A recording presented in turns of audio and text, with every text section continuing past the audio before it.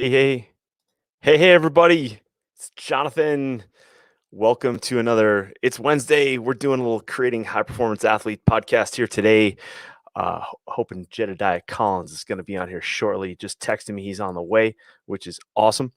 So I'm just super excited about today. So greetings to everybody. Hope your athletes out there are doing awesome.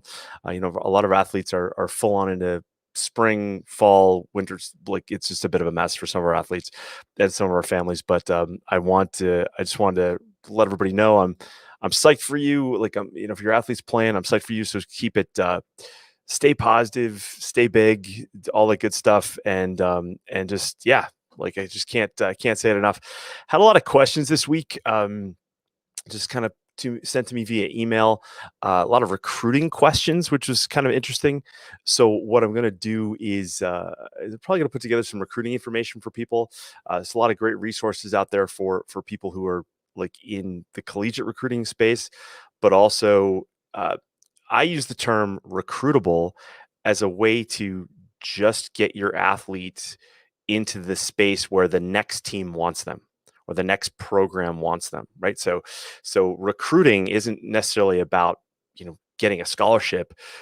It's about just getting to your physical best to be prepared for the next opportunity that comes your way. To me, that's recruitable, because your kid can be 6 years old and be recruitable, or they can be 17 years old and be recruitable for college, that sort of thing. So I might be putting those. If that's something that you would like me to put together, let me know.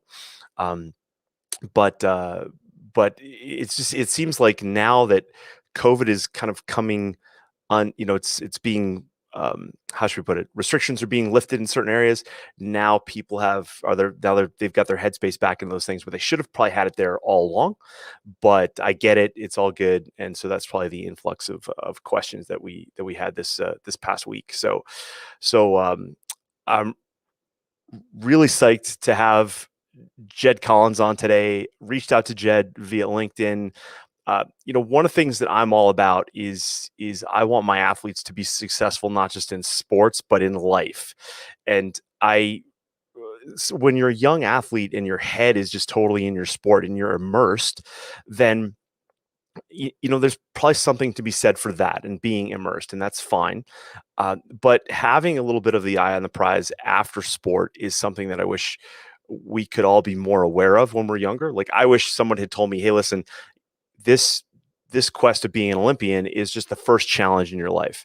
Just like I know for Jed, like the first big challenge for him was probably playing football in college and then getting to a point where he was able to play in the NFL. But really, the message that we're never really taught as athletes is that the idea is this is the first challenge in your life, and life is just full of challenges, and the skills that we learn from this sport experience we're going to take through the rest of our life. I wish that had been shared with me more, because what was shared with me was this idea that, oh man, after your athlete career is done, nothing else is going to compare, right? And that's a little bit of a downer, and that I think can lead for a lot of athletes to have kind of unnecessary expectations, and then lead to a life of just kind of depression after it's all over, right? So I'm psyched to talk to athletes who have either pursued a path or now on a path or have succeeded after sport, because I think that's just a really good example for all of our athletes and all of our parents actually to understand as well. So without further ado, I'm going to click on here. Jed, you ready there? You good? You're all dressed and it's all good stuff. There he is. Let me. Yeah, All right, now we're good. yeah, you're all good, man. You're like Hollywood over there, man. You're just like, I can't see when I see an NFL player and you've got like teeth like you and a smile like you, and and you're bright eyed and bushy tailed, man. I feel like, did you even go to the NFL? What's the deal? Welcome to the show, man. Well, thank you very much for having me. Obviously, first off, let's start there. Um, our audiences, our passions, our interests align so well. Yes, believe it or not, a ponytail and about 35 pounds ago, I was a bad mamba jamba, just as I'm sure you were. I actually got to talk to a former teammate today, and we FaceTimed, and he's like, "Dude, I don't believe it. That's not the guy." There you go. You see the little flow in the back. That's years of work right there. Um, and so no, it is fun and been as much of a struggle and a challenge and a journey finding this new identity, finding this new person and purpose, as you know all too well. It's uh, at my age, I try really hard.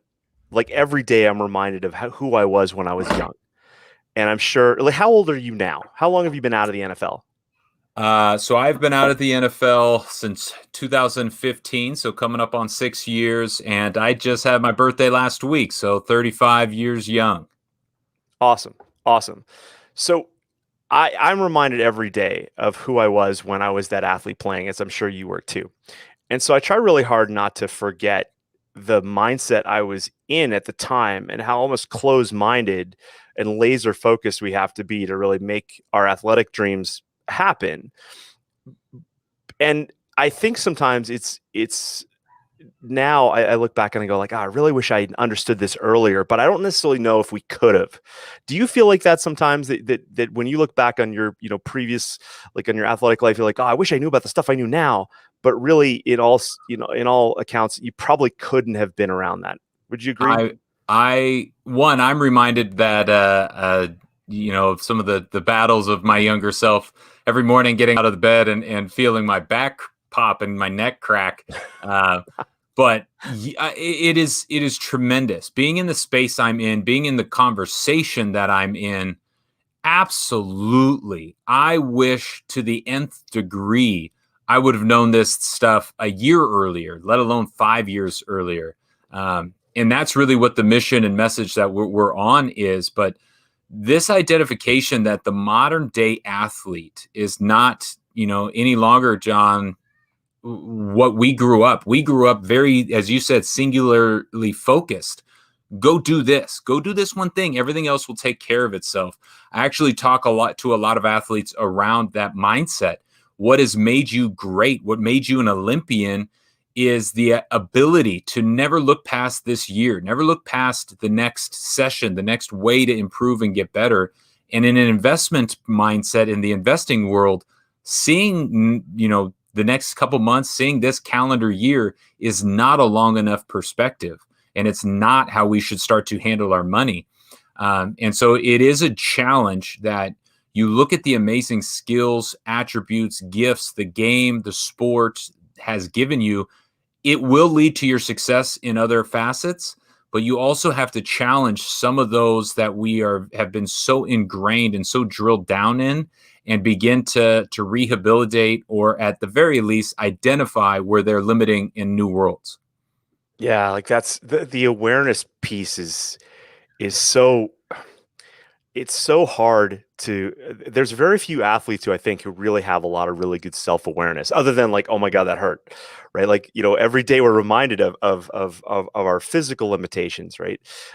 And I've met a lot of athletes, as I'm sure you, especially in the NFL, like you meet a lot of guys who once that NFL path is done, they're lost, right? Oh There's man. like, I think of all the sports, probably NFL, rugby, and Formula One are probably, in my opinion, like the top three most like neurochemically driven sports. Like you have to be Wow. so ramped up and ready to go to survive. Like as an Yeah. NFL athlete, like you've got to survive, right? If you're not there today, you may be gone tomorrow, right? And this leads to that neurochemical cocktail that I talk about.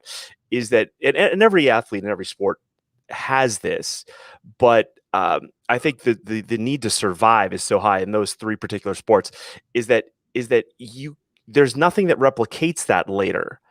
And if you on top of your athletic time, and we all know this, like you get a lot of athletes that after the game is done, what do? They go out and they party real hard, right? So that neurochemical cocktail is just kind of even higher. Yep. And when the sport is gone, but the mind and the body are trying to like relive that they're addicted to that neurochemical cocktail.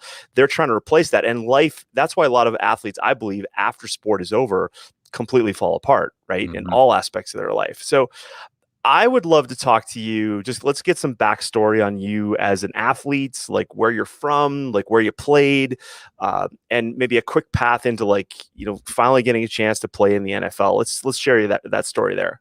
I love it, and absolutely. So my journey began in Southern California. I'm one of 5 kids, which if you don't believe in birth order, you need to go look at it because there's a lot to be said about where you fall in line. Um, I was very fortunate at a young age. Not not the idea that I was given a lot, and I my family was fine in that regards, but the idea that at a young age I learned and felt what it was to be a champion, to be successful. And at a young age, I learned how to lose without being defeated. And so I got to experience both extremes. The losing was in the backyard to my brothers each and every day. My dad actually created a game called King for a Day, where we were a basketball family, oddly enough, where my brothers are taller and thinner than I am, and so is my dad. Um, and we play one-on-one basketball, and the winner got to boss the other 2 brothers around. And believe it or not, the third brother, the youngest brother, me, only won twice out of probably 1,000 times playing. I vividly remember the 2 victories I got. And that identification of walking out onto the court every day, not accepting, but knowing I probably wasn't going to walk off king, but still showing up and saying, I bet I can get a little bit better. I bet I can improve. And that is where I talk about, failure is such a momentary thing. It's more of a mindset. And if you can progress, if you can see it and realize it's nothing, it is such an empowering feat that I started to measure early on my success against myself, not against a scoreboard, not against my opponent. And it was such a driving factor that by the time I got to high school, I went to Mission Viejo and I went 41-0 in my high school football career. I was around greatness. I was a champion. Now I ended up losing my last game, so I went 41-1. Not a great end of the story, but from there I went into Washington State, and it's a little bit of that self-awareness you just talked about. I was no longer the big dog. I was a middle-level recruit, and I was going to have to earn every inch that I was going to get in Pullman. And it really wasn't until my senior year that I even became a starter.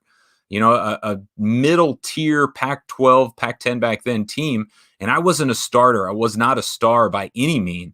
And my senior years where I started to hit some traction, and that experience humbled me, made me self-aware, and it also forced me to look beyond the game, beyond what football was. And so from there, I got the opportunity and the introduction to chase the dream. Again, having disappointment be the beginning of the career, going undrafted, believing I was supposed to and going to be drafted, and then 32 teams told me differently, and beginning the idea that I was going out on a journey where I was going to be cut, told my dream was over 12 times, 12 different sequences where somebody said, go home. You can hope for a phone call, but as of now, your career is done. To the idea that then I became the number 1 fullback in the game, became the best in the world at something. And it was all those early on concepts, all that struggle, all that grind, that build, and that hunger that now I get to look back and I see my journey. And you really say that cliche of, I don't think I would have done much of it different. And now I see the attributes that I got to, for lack of a better term, steal from being in those rooms, from being around through osmosis. I got to witness what the behaviors of the best were. And now what's really cool is I get to translate some of those into the world of money and say, you have this structure, you have this discipline. Believe me, I can see it. Let's just put it into another direction under a new light.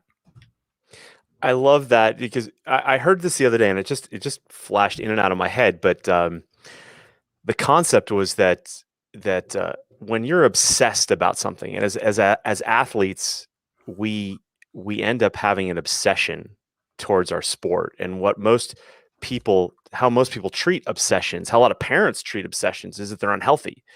But really, if you just look at obsessions as just an allocation of time and interest, then everybody's obsessed with something, right? And so during our athlete phase, we have this we want to actually facilitate an obsession for our sport, because that's where you learn and you pick up on little things that you wouldn't normally be aware of if you didn't have that obsession.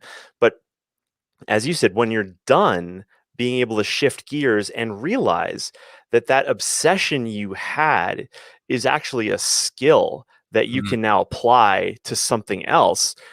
No longer does that obsession seem like it was such a bad thing. Yes, it was great, and yes, we loved all the things around it. We loved the crowds and the gear and the stuff. Right? We used to have this saying when I competed on the sport of luge. It was like the idea was like it wasn't how fast you went; it was how much free stuff you got. Right? So getting like Yes. the t-shirts and even like the socks, man, like the Yeah, like I still have wool socks from like 20 years ago, man. I got so many of because those they things, were but free. they're free. Exactly. And the thing is that you fall in love with all that, and now that's okay, that's gone. And and the key, it seems to me like you were kind of blessed with having this idea, this understanding of like, hey, listen, football sport, it's what you do, but it wasn't who you were. Right? Is that safe to say, or did you just think that all like it was this was all I could do in my life was play football? It was a so one, I want to comment that idea that you just said about the void. I joke about this as I left football and went into corporate America, sat at an office and a desk. The thing you miss the most is applause. You know, the idea that like instant Yeah. gratification. I did a good job. I could tell you that because I can hear it and I feel it. I see it. Um, I was more self-aware because and it was a forced self-awareness to some degree, number one, but also my father gave me the greatest gift, and I would give this to every one of your listeners. If you truly want to begin to learn and understand yourself and who you really are, start to journal. I go very few places without pen and paper handy, and I could show you about 30 that I have accomplished since my teenage years, through college, through the NFL. My teammates would see me in meetings just sitting and journaling to myself. Don't worry, I was paying attention. They were mostly special teams meetings where it was like, "Hey, Jed, you're the wedge guy. Just stand there, and somebody's gonna run into you." I'm like, Check. got it. Got I it. don't need to talk about this every week. And so that atmosphere, that self reflection, it has been the biggest gift for me, beyond the idea that, again, my career was in halt. My career was over in college several times, in the professional environment a dozen times. And this forced sequence in the Jed's career journey didn't go the way he planned. Well, what else are you going to do when you're sitting on the streets waiting for a call? You start to think Mhm. about, what if it doesn't come? What am I supposed to be doing now? And that's where the hustle went inward of, well, what do I enjoy? I was financially illiterate entering the NFL. I had just begun learning, and what I realized was I really like knowing a little bit about money, but I really like sharing what money is about. And so as I Yeah. left the game, I didn't know what I wanted to do, but I had a direction. And really, that's all we need is a direction, because the work ethic, the focus, the goal setting, all of that is already within us. If we just have a space to say, just start walking that way, that I think is what we miss out on the most. Mainly because a lot of us as athletes, I was a bubble guy. I did not want people to know. I didn't want people to know I had interests outside of the game. If they did, they might think I'm not fully committed. And Mm. I think that adage of you have a career aspiration beyond this thing we're doing is no longer a negative. And I think as we look at the numbers, I got to talk to somebody who's a military veteran who has a very similar transition and a much worse percentage of success than professional athletes. Mhm. As we look at that, we really need to be able to focus on and say, I don't think preparing for what's next is going to distract you from what's now. I think that's okay. And there needs to be a happy medium. So, okay, I got it. Like, I've just made like 12 notes here. Love it. What's your dad do for a living? He is recently retired. He ran his own law firm. So he's Okay. been a career lawyer, Okay. So, also financially illiterate. yeah. So yeah, totally. And it's funny. Like one thing that I've run into in my life, and I'm sure you can attest to this, is that everybody out there who's not a lawyer right now, when they're like, "Oh yeah, he's a lawyer," like whatever, sure, right? Yeah. Like they think like, "Oh, I did a podcast last night."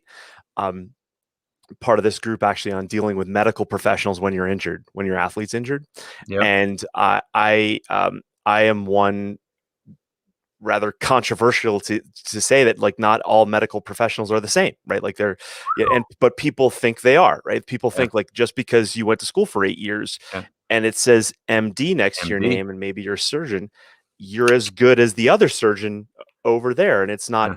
it's not true, right? So yeah, so I just wanted to cover that because I'm sure a lot of people are probably wondering like, well, what's his dad do? Like, how did he get that idea to journal and whatever? Um, Well, the other thing, and I got to toot his horn for a moment is, and this is going to shock people who are watching this over listening to it, but my dad is black. So he was the first in his generation in his family to go to college. He was at one point one of the largest minority owned law firms on the West Coast. So all of this was his own self discovery. And, he had 5 kids. There's only one who journals. So it wasn't a foregone interesting, conclusion. Yeah, right?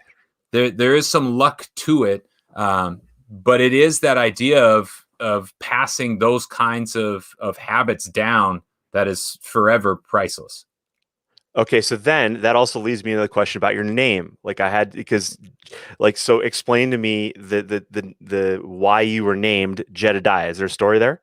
Uh, if you asked a lot of people growing up, they said my parents were cruel or they were Amish, neither of which are true. So the name originally is biblical. It was Yeah. actually King Saul's second name, and it means, and I take this very heavily, chosen one of God.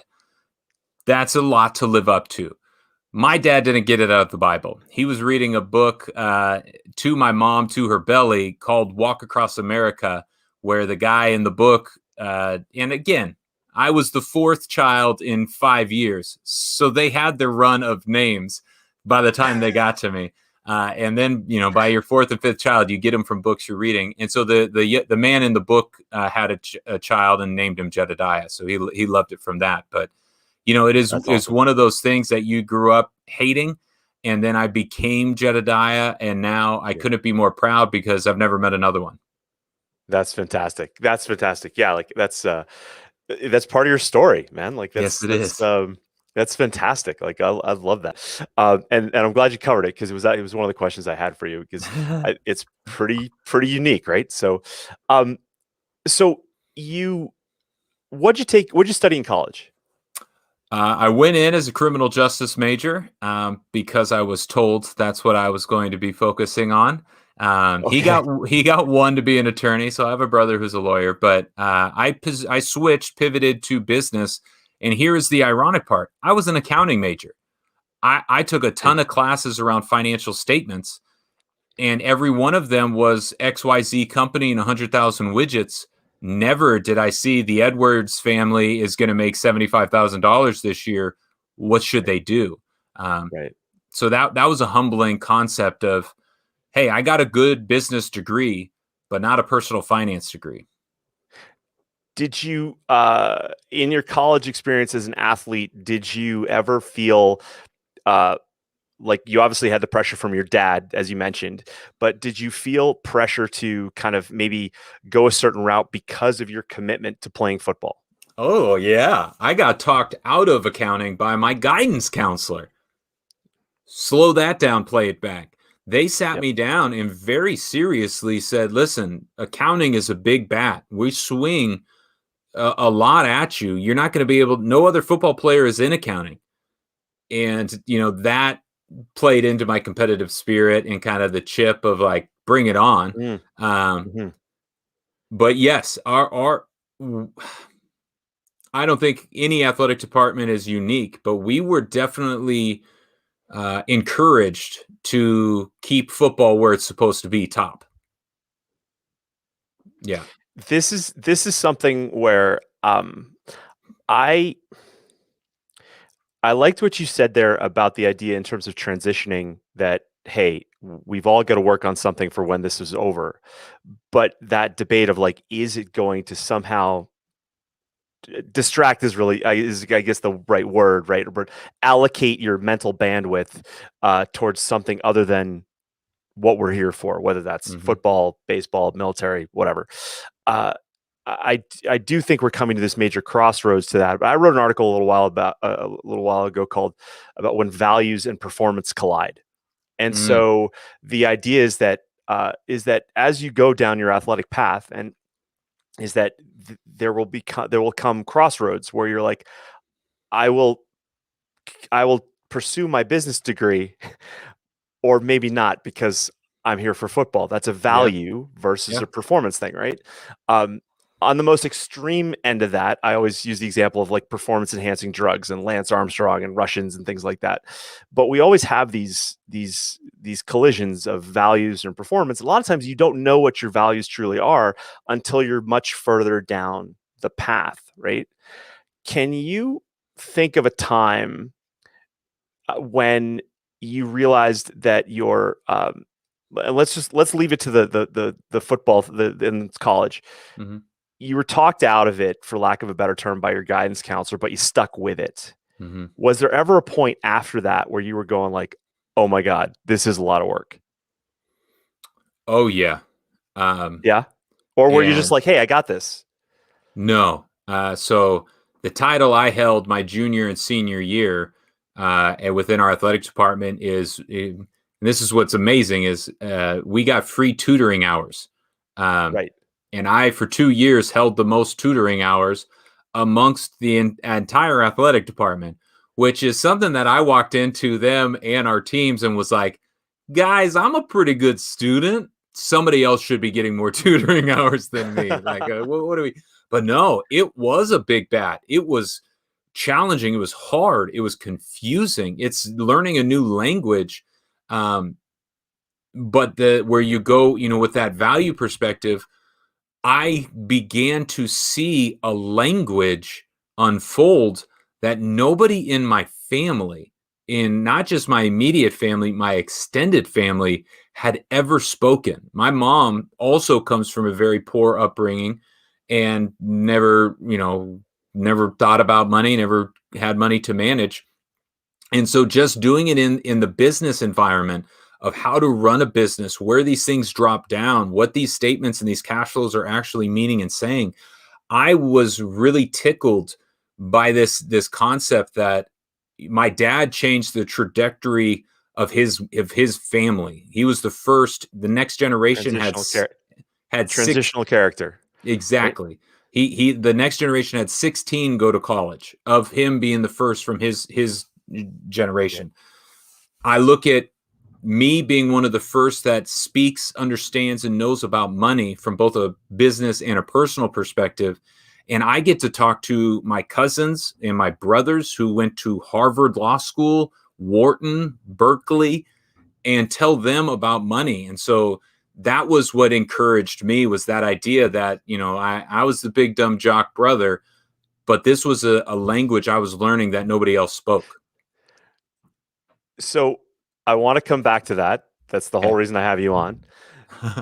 But when did the NFL dream kick in? So I would say week 4 of my senior year, I was finally starting. I was playing pretty well. And again, like being the lead blocking fullback in the NFL, that was not my job in college. I was a pass catching tight end. Actually led the nation in catches for a tight end up until the last game, because I didn't get to play. I had an injury, but ended up with 50 plus catches, as a tight end. Not a bad career year. I remember walking or riding up an elevator with a guy and seeing his shirt, and it was a San Diego Chargers polo. And as we stepped off, he turned to me and he said, "Hey, Jed, can you show me where Coach Doba's office is?" "Why do you know my name?" And I said, absolutely, No. follow me. I'll take you over there. And as we walked over, I struck up a conversation. I'm an extrovert, so I had no problem once the kind of door was open. And I said, I'm sorry. I don't, do I know you? And he said, I'm a scout. I'm here to watch you and another player on our team. And that was the first moment that a dream became a goal. This thing that Oh, so you had it, like it was there, but but it that was like wasn't. okay. I didn't, maybe like in high school, I dreamed of it, but Sure. in college, no, I was never going to the NFL. That was never my plan by a long shot. So what was the plan? By my senior year, I was going to go get my CPA and become an accountant. Thank God. Okay. But I had studied for the GMAT. I was applying to grad schools, and truly, end of September senior year, I started to go all in, and he was the first one that said, "No, I think you can do this," and that was the first time that I really believed it. Sadly. Well, why do you say sadly? Like you wish you had paid attention earlier, maybe. I wish that I was always a more confident athlete. Yep. And a more confident, probably, person. And a lot of people who know me would say, well, you feel like a confident person. And there's a difference between bravado and external and internal, as you well know. And so I was always criticizing, second guessing, thinking I wasn't enough for the next. Even showing up at Washington State, my first year, journal and parents conversations, even my high school coach was like, I don't know if I'd belong here, if I could do this. And I was a pretty good player. So yeah, confidence was something that didn't come naturally, and something that I always was striving to have more of. So you run. This is like this reminds me. I don't know if it's Jason Pierre-Paul. There's a story of some New York Giant where there was like a scout lost in a car in the middle of like Alabama, and he rolls up on this house thinking it's one kid's house, and it turns out it's this other guy's house, and the other guy goes on to become he gets recruited by the JPP? scout. Yeah, I think so. I gotta look it up because it's a great story. It's literally like just lost in the woods, and oh, by the way, yours is a little different, but like this guy got scouted out of nothing. Yeah. And then turns into a Hall of Famer, right? So I love those stories, right? And so you're coming out of college, you want to be a CPA, but you get distracted by the NFL. Yeah. Right? What I don't think people realize is that for professional athletes that, like you said, have these kind of starts and stop moments where you don't know, there's more of an interest, there's more of an understanding about like what you're going to do next, because you're like a light switch. You're either playing or now you're not, right? And I don't want to go too deep on the NFL story because I know that you had Saints, you had Cleveland. Do you want to share some of that, like, and just be sure like what kind of happened there in terms of playing, scout teams, all that stuff? Sure. So, becoming a fullback in the NFL was not an easy transition. I had to learn a new position and a new mindset of a selfless player. And that's what the fullback position is. That's why it's, everybody calls it a dying breed. It's been dying for 20 years. We're dinosaurs, yada, yada, yada. But as a Patriots fan, though, I love the position. I still got him. Yeah, still got him. Devlin was a beast, man. He held down the spot for a decade, and a Brown graduate, if I'm not mistaken. So Ivy League. Too smart to be a fullback. That's basically what you're saying. Too smart to be a fullback, which honestly was. They don't want the fullback asking why. Hey, we're gonna run this play. Why? And then Jed. Just run, go hit that guy. Just stop. Put head there. Put head there. That's why I have a journal. I could ask all my questions in my book. That's awesome. I'm sorry, I forgot the question. So yes, I start out undrafted. So you start out with a negative going to the Eagles. And from there, Eagles went on practice squad, cut from practice squad, Bears cut, practice squad. And so practice squad, everybody says as a negative. Practice squad is just, there's only so many roster spots. Nobody carries two fullbacks. And so I was the second fullback. I was the guy who, if somebody rolled an ankle, I was going in, but I was on a different quote unquote practice squad.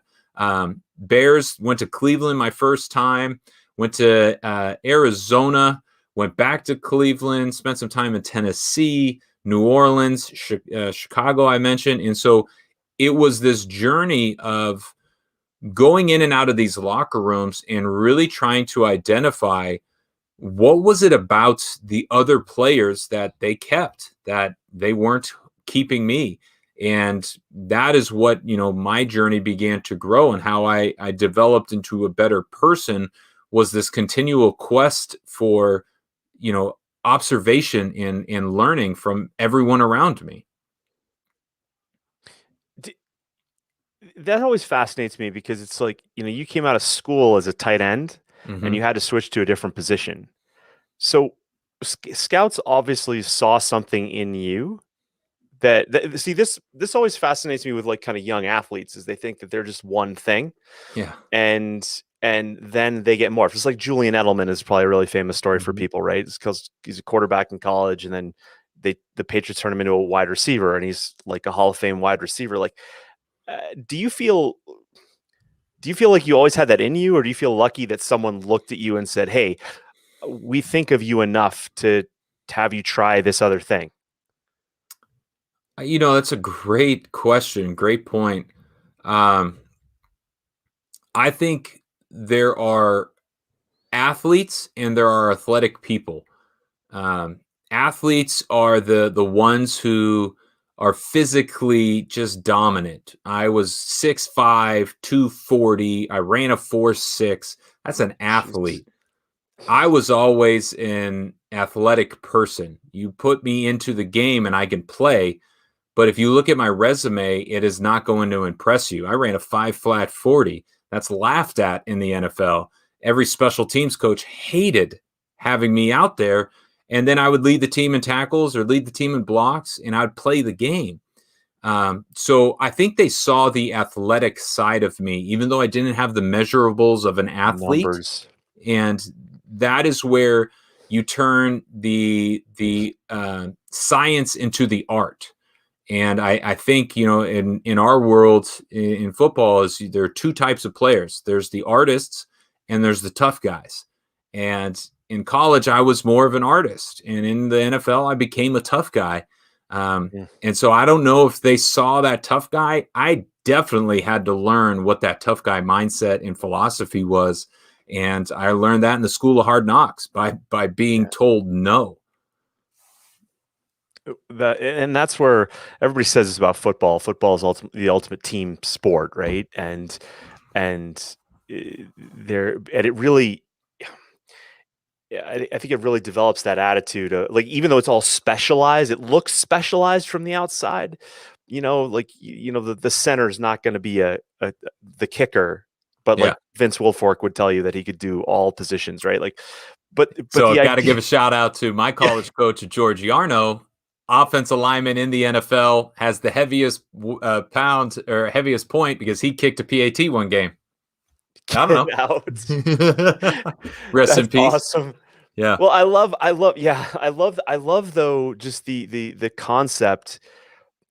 I tell all the athletes and the families that I work with, this is like, listen, you may be a skier that does slalom, right? Yep. But the more valuable you are as an athlete, the more valuable you are to your team, the more they're going to want to keep you.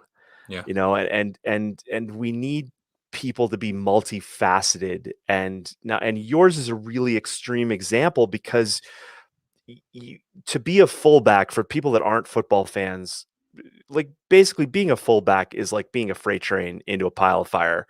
Like, you're just going, and you're just creating a space for someone else to get the glory behind you. And so that takes a really special personality and a selfless personality to give that up. And so let's talk, because I'm sure a lot of people will ask or wonder, physically, how are you concussion wise? What'd you have? Like, like talk about that. So I talk about this with former players as well as just curious people. It's like signing a contract, whether it's a phone contract or whatever, and you list them out. You say, your ankles, every labrum in your joints, your back, your neck, your spine, all your fingers, everything's going to ache, hurt. Do you still want to play this game? And we still sign up and we say yes. And it's a beautiful ignorance. So today, my biggest struggle was I played a whole, about 11 games with my shoulder popping in and out of its socket. And it was just such a challenge, such a grind, such a painful experience. Usually not the day of the game, but definitely the day after the game, because drugs are a hell of a thing. Right. And so you commit, you sacrifice. When I look at my brain, that was my biggest concern, why I ultimately walked away from the game. And I get to say I could have kept playing, but I needed to find something else, was because of that fear. That realization, that discovery started happening when I was a rookie. And so it was kind of like I was already down the... You stopped playing in 2015, right? Yeah, and started in 2008. Yeah, and so like 2012, the concussion conversation got really hot and heavy. But it was out before then. I would say in 2009, a book came out called Head Games, and that was the first one that, all right, Chris Nowitzki, I want to say off the top of my head, not Dirk Nowitzki. I got this one. There you go. Okay. The Will Smith movie was based on. Yes. Okay. But Head Games, yeah, go ahead. So here's the irony is I was doing as much prehab and rehab during. So I was researching and everybody said, take some creatine, you retain water, that forms an extra layer of water around your brain. Grow your hair out, another little cushion. So it wasn't just all for show. I would insert every year different pads, different air pockets into my helmet. As you can see there, the crown of my helmet had we called it a cowboy bubble, a Bronco bubble that would deflate and inflate after pretty much every play, if not every time I came to the sideline for sure. And so I was trying all of these things, including meditation, including, looking at mindfulness and how that was going to help, because a lot of military studies were coming out that said meditation and mindfulness is helping improve the brain and seeing it grow. So that was such a massive concern that I was trying. And what has helped me afterwards in my life today is I've continued to challenge my brain. I thoroughly believe in neuroplasticity. And I believe a lot of athletes struggle because they don't challenge, because they don't learn, because they don't go and operate and do things. But I will share this, Jonathan. The irony of today, CTE has been a massive conversation and a massive focal point in my career because of the brain trauma. I have a course that I am introducing into high schools. We're on high school campuses across the country, that under the curriculum, I fall into the CTE category. And so I just think that it is such a sweet irony to think CTE is going to impact me in both the most positive and negative ways.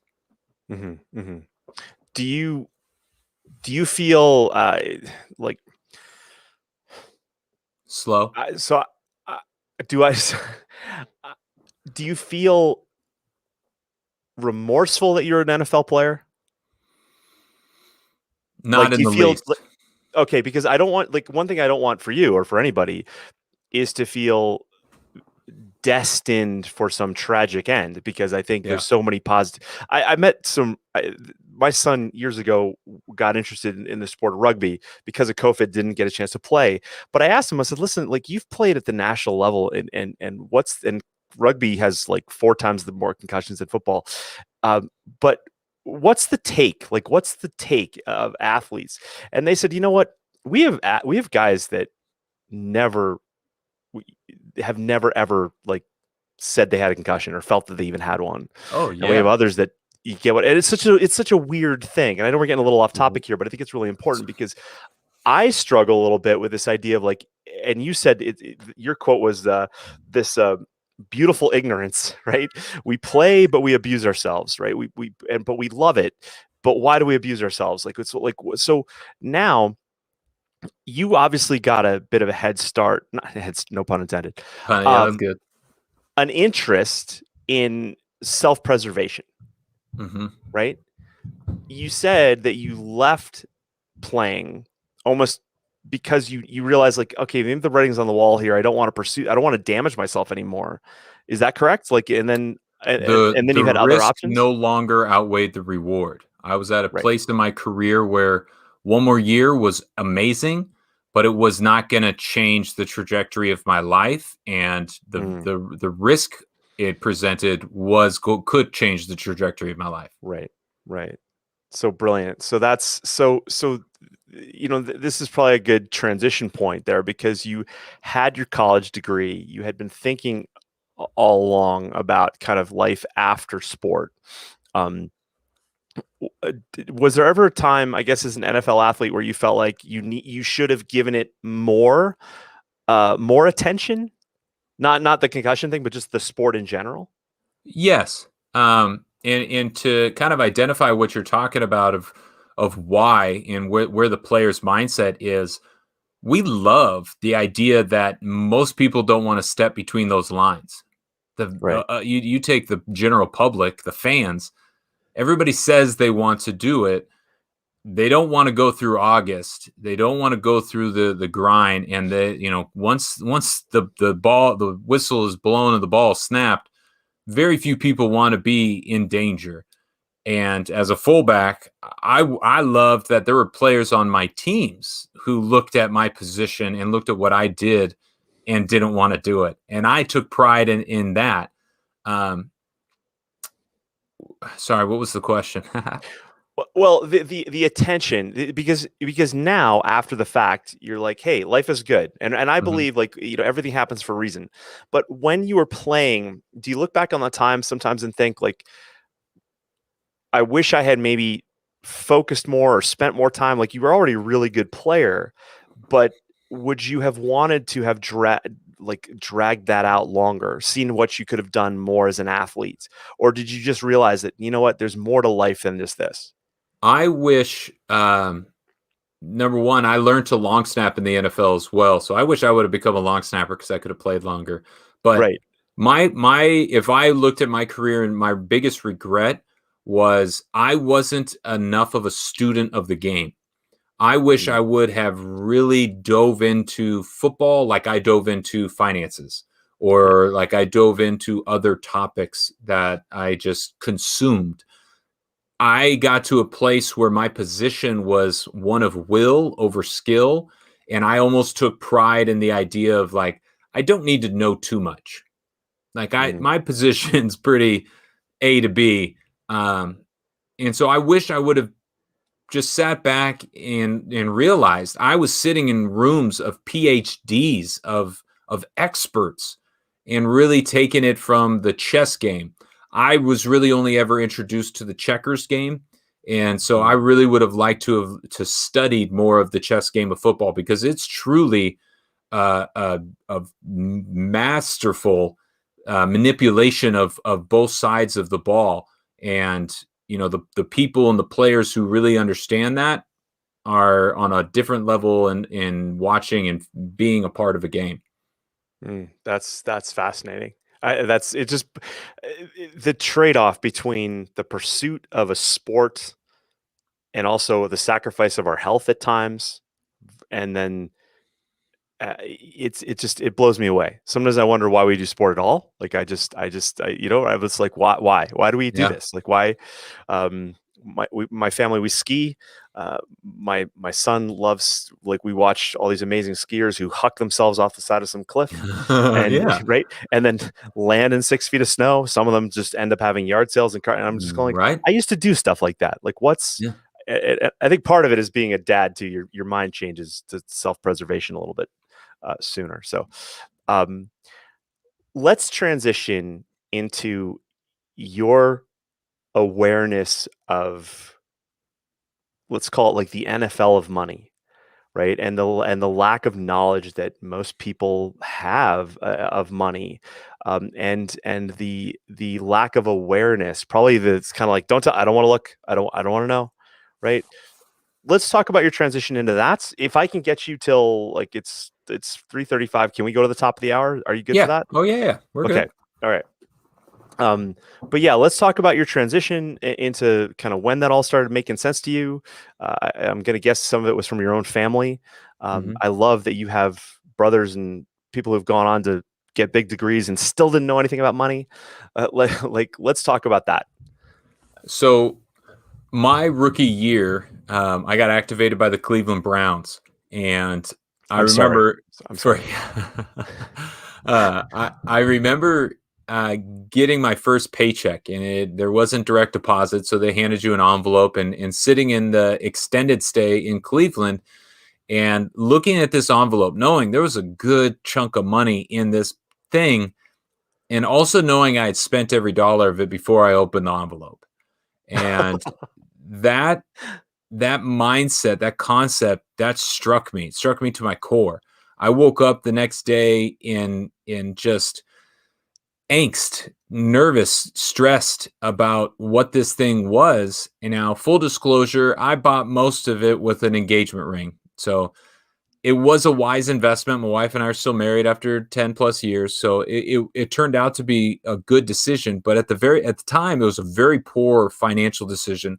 But it was because I never was introduced to how to look at money. I saw money, I spent money. That was the only understanding that I really ever had. Um, and so as I went and started to look into books, personal finance gurus, I got introduced to saving, which is an important and valuable first step. And eventually I started to see what the world of investing was about. And I really started to translate it into this idea of looking at money through a day-to-day time frame. You're a spender. We're all born as spenders. And then we start to look at money through a month-to-month, year-to-year, and we become savers. But it's not until we see money through a 10-year, decade-long time frame that we can really understand what investing is and how powerful it can be. And so that introduction, my rookie year, again, set off the alarm to where that offseason I went and bought every personal finance book out there. And then by the next year, I had been challenged by a mentor because I'd asked him so many questions to start studying for my CFP. And that in Mm. that certification of financial planning, I did for the next 5 off seasons, while I was playing in the NFL. Now, don't they very famously have a rookie like camp, like a symposium? Were you part of that? Like where they I tell the actually guys didn't get like, to go to that. I wasn't. It was right, only the drafted guys. Um, right, and that floors me because how many drafted guys versus everybody else are there? Like, uh, it's probably 50-50, like yeah, 250 and 250. yeah, and then I'd be curious, like out of the drafted guys, how many guys actually make it? I mean, the average career is 3 years, so not Well, many. is it possible? Like, do you know the numbers of like the undrafted guys who make it? Oh no, I couldn't tell you that. Okay, I'd I be would curious say yeah. because I think what's really fascinating is, again, as an athlete, and you could probably speak to this. You got athletes from all over who some come from means, some come from no means, right? Some and now they're thrust, and now they're getting these big, massive paychecks. Hmm. Can you speak at all to the mindset that all of a sudden has to shift from going from nothing to something? So I would say the vast majority come from nothing. Um, Yeah. and the mindset shift has to do with an introduction to the difference between being rich and being wealthy. Being rich means I have money today. Every professional athlete playing in the NFL is rich. You're Mhm. in the top 1 to 5%. Wealth, on the other hand, is not do I have money today, but it's how many tomorrows do I not have to worry about money. And Mhm. that shift of I just got $100,000 or $1 million check makes me rich, and it makes me feel like I can, because I'm only looking at it on a day-to-day basis. I can go spend anything I want. And then you start to realize wealth is what the goal is. Wealth is what the dream is that so few actually accomplish. And you start to look at, well, how many years is the game of football actually going to give me? And that is what my measurement became. Was I was never going to be the $40 million, never have to work a day in my, after kind of guy. But if I looked at my career, and that's why I said I got to a point where the years didn't outweigh the years, I asked myself, what could this opportunity give me? Could it give me 2 years? Could it give me 5 years? Could it end up giving me 10 years? And that was my introduction. And that's what I really try to stress with young professionals, athletes, or just traditional workers, what the difference between rich and wealthy is. Because I, in wealth management, used to talk to doctors all the time who made $700,000 and had $18,000 sitting in their 401ks, 403b, whatever theirs was. Yeah. And saying, well, where did the rest of it go? So it's not necessarily, rich is not the solution. Right. The one of the best bits of advice that I wish I had learned a long time ago was never lose money, right? Like never. Yeah. First rule of investing is never lose money. Like you're looking at somebody who, my wife and I, we had a very successful retail business for a number of years, and then when oil tanked, we had to close up shop and we lost everything, right? So it's starting your life over at 45 years old is a very different place to be. And I think what's fascinating is that, for a lot of our athletes, a lot of families that are going to listen to this, they have aspiring athletes who want to go to college, who want to get a scholarship, who maybe want to go to the Olympics. And for those athletes that are on the Olympic track, and there's such a long time, it's such a long investment into a sport that you come out at 20, 25 years old, 20, maybe even later. And now you're starting your financial life. Like it's like you're getting your first job and you're 30 years into your life and you've got like nothing. How do you want to talk about like what you're doing with your money vehicle and how can we best fit that in here? Like, let's, I want to give this to you to just kind of talk about what it is you're doing and where you're going, because hopefully we've got people on here that can reach out to you and maybe put you maybe in touch with people. I don't know, but I want to just transition fully now into kind of the financial side of this thing and go like, okay, as an athlete, what do you do? What would you share with aspiring athletes, with their families who are going through this process? And one of the best things about what I get to do today is, we're chasing a passion. And this passion is financial empowerment. It is not education. Education is excellent. Education is becoming a saver, but you got to become an investor. You got to see empowerment and put the things to action. And so where I would begin is that conversation of what is the greatest skill an athlete has? Their ability to prioritize and set goals. And I specifically use that word prioritize because any athlete doesn't get up at 5 a.m. because they're sacrificing. Any athlete doesn't go through the grind and the hustle because it's a sacrifice. They know if they want to accomplish what they're out to do, that they need to prioritize their behaviors. And that skill is what leads to financial success. And so as I look at it, one of the best parts is starting this conversation and then changing the conversation. So many families, I get to talk to the parents, the students, the significant others, and they say, let me tell you about the conversation we just had at dinner last night. And it's beginning that conversation. Why we titled the book Your Money Vehicle and why the virtual course is Money Vehicle is because we want to change the lens in which you see money. So far, so long, we have seen money as a verb, money as a noun, money as the destination. Seeing money as a vehicle, a tool, something that we are going to use to get to our destination immediately begins to semantically change the dynamic. And so seeing the money vehicle is the beginning of the journey. I want to learn how to use this tool. That is what our course is set out to do, is answer the first 10 questions of a financial journey and then provide those first 10 actions, because we want you to get to step 10 on this path. And so as we look at it, the conversation around working with young professionals, working with young student athletes, we get to take some of those behaviors, some of those mindsets that they use and say, when I look at cash management, change the conversation. Don't use the word budget. Don't like the B word. People have a negative connotation with it. Cash management puts me in the driver's seat of my money vehicle, puts me in control. I control cash management. A budget controls me.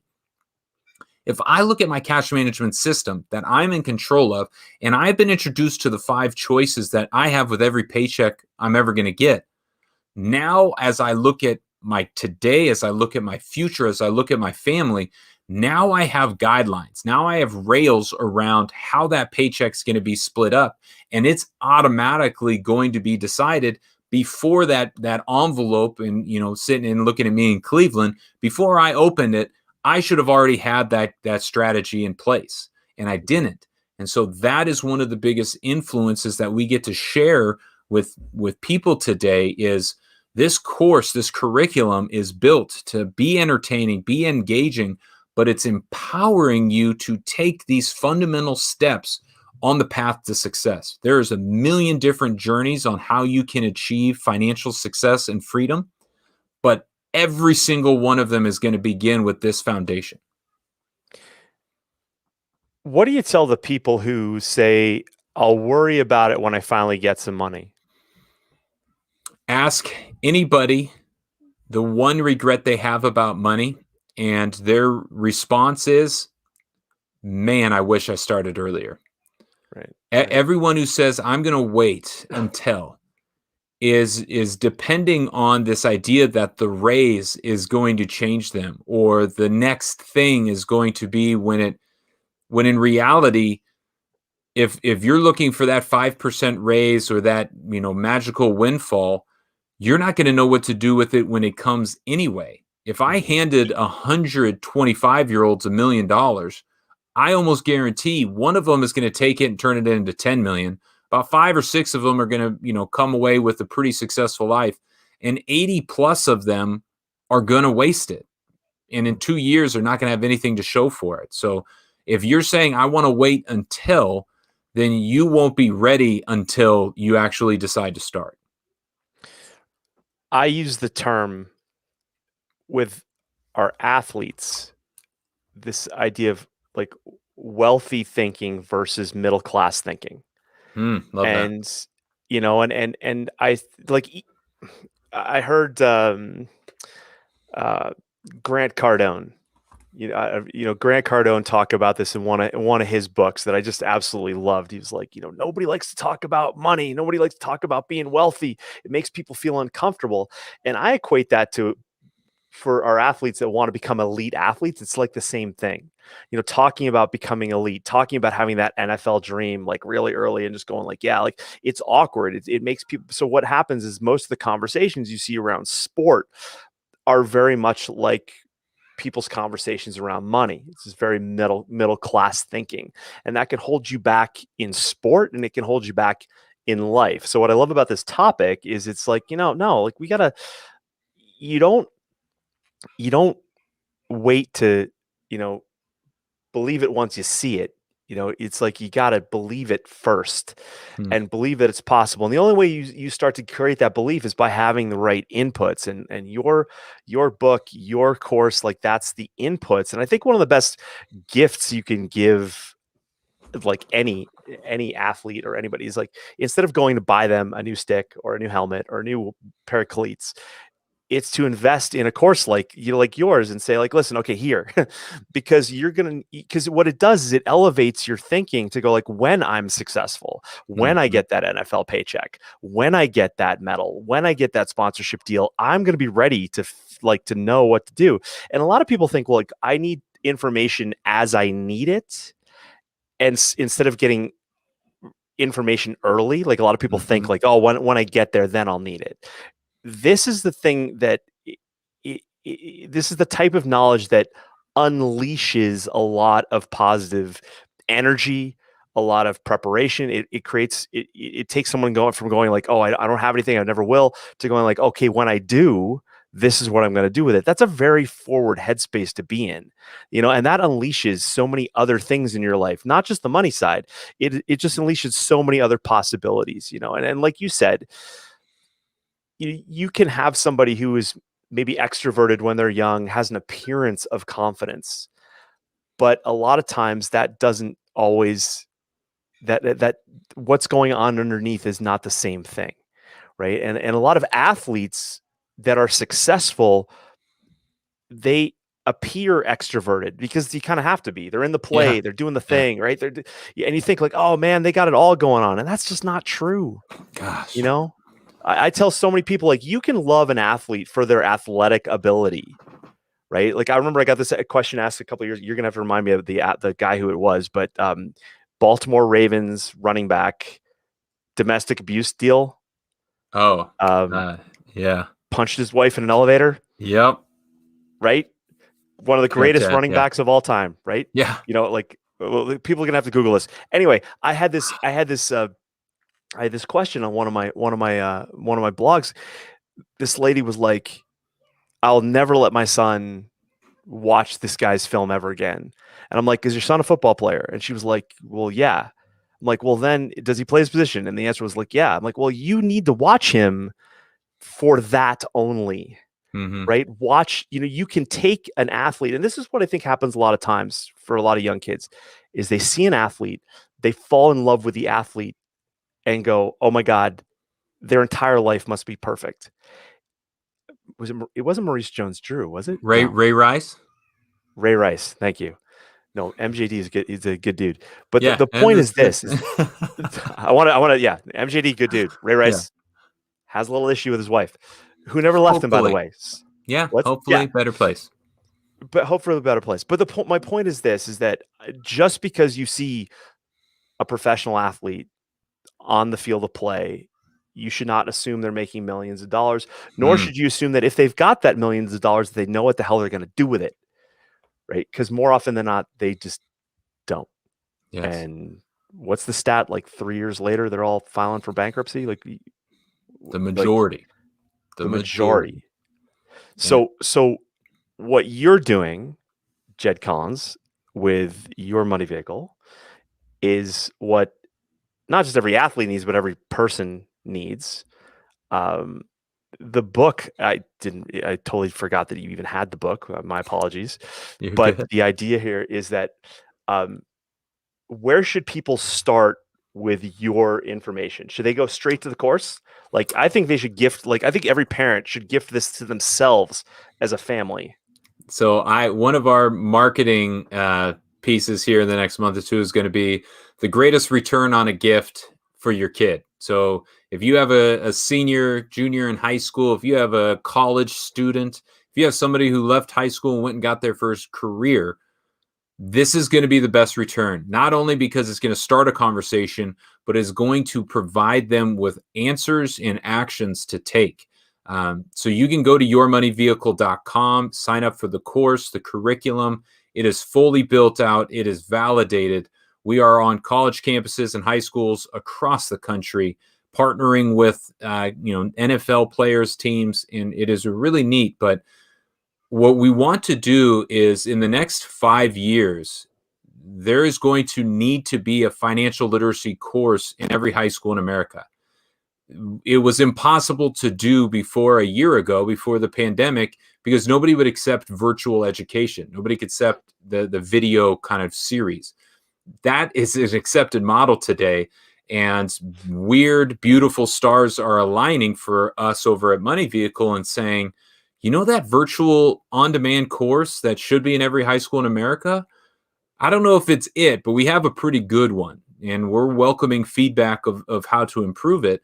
But it is a licensable course that is going into high schools and is going onto college campuses and is going to empower and impact somebody who is that proactive. Like you said, don't just wait and be a reactive. Shoot, my first 2 checks are gone. What do I do now? Be a proactive. Wouldn't you like to know some of these answers before they're asked? And so that is where we're standing today. This is the most entertaining, and I will be the first to say we tried very hard to be silly, to be engaging, to make you smile. Because if we didn't make you smile, we knew you weren't going to watch the next video. And in 5 to 10 minutes a day, no different than watching a YouTube or social media video, you can start to understand the secret language of money. And ultimately, what our mission is to empower people to use money, USE. The U is for understand money better. The S is for build a strategy for your money. And the E is for be more efficient with your money. And that is really what is so encouraging is it's working. And for a while you think, are we selling snake oil, or do people actually, are they going to believe this, or is it the right stuff? And this morning, March 10th, I got an email from a graduate who just certified, just pouring out his thanks for introducing him to a language and a conversation his family would have never had. And now he gets to have going the other way with his parents. That's awesome. That's just awesome. I love it. I love it. So, and it totally fits into what, I just believe that sport is a great vehicle it's a great anchor for a lot of things. Like, I always joke, like when your kids don't want to eat their vegetables, as soon as they say they want to do a sport, now you have an anchor with which to argue about, like, well, you need to eat your vegetables, right? Because you want that thing to happen. Yeah. You got to eat your vegetables, right? Yeah. Without an anchor, you're kind of like a rudderless ship, like bobbing around in the ocean. And I think Absolutely. What's really important about this type of information, like I said before, is that, learning about what to do when you finally have the success that you want to have, like the sport has brought us together. So we're talking about sport, but the idea is that when your mind goes at that position, when you take this approach and go like, this is what I'm going to do when I have that money, your mind is now like working on, it's a very different energetic field. Yes. Like, it's not, you're not coming from the bottom up. And I tell all my athletes this, like, the worst thing the number one thing that's going to hold you back is your belief in yourself and that ultimate vision of what you can achieve, right? Because if the vision is never there, you will get passed by people whose vision is there, and then you'll work towards that vision. And so this type of work that you're doing, I think is such a critical piece, because it's not just about the money, it's about the mindset, and it's about just getting your head in that space of like, this is what I'm going to do when I'm going to be successful, right? Because I think we need to be creating better athletes, not just in sports but in life, right? Because I hate to see athletes who are successful in life who then the world falls apart for them once sport is done. Absolutely. And this is the type of information that keeps them on track. So, Jed Collins, yourmoneyvehicle.com. Let me make sure I get this all right. So on Instagram at Fullback of Finance. Instagram, TikTok, Fullback of Finance. We actually probably favoring TikTok these days because the audience is there and they're hungry for the information. But yes, Fullback of Finance. Reach out to me on LinkedIn. I welcome questions and thoughts. And if you're interested in the course, yourmoneyvehicle.com will take you to the curriculum. That's fantastic. Yeah, I totally got lost in some of your TikTok videos earlier. Like, I was just like doom scrolling. I'm like, oh my God, this is amazing. Like your whole story about the NFL and whatnot was really cool. And the book too. Pick up the book on Amazon. I've got links in all the comments here. So if people are watching on Facebook or on YouTube, you should have access to the links right in here. As always, we'll post this. This will be up on our podcast at Creating High Performance Athletes. And yeah, Jed, this is awesome, dude. I really appreciate having you. I really appreciate your story, you sharing your story.